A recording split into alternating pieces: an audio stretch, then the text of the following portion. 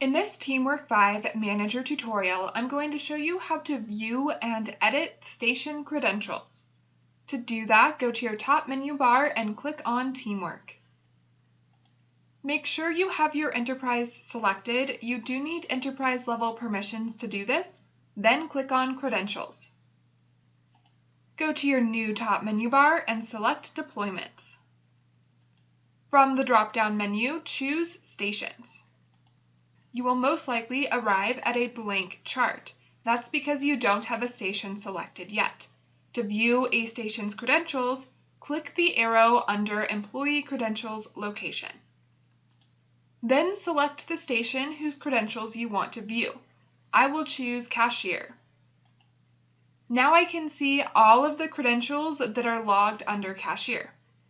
I can see the name of the credential, the code, the employee it's been assigned to, the status, the due date, when it was completed, when the credential started, when it ended, and any notes. If I scroll down, you will see the last entry is still pending. That's because at the time this was created, the employee had not finished the credential yet. Let's say that they have now, and I want to change this credential to complete. I can click on the employee's name,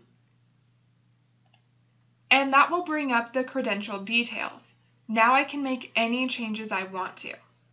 First, I can change the status, so I'll select the arrow next to status, and I will change it from pending to complete. Next, if I wanted, I could change the due date. Maybe I will add a completed date. I'll click this calendar icon, and I'll choose yesterday. I could add a start and an end date.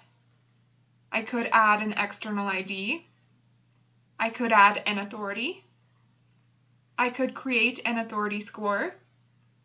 I could add an authority coverage, an authority item ID, a physical item ID, and any notes.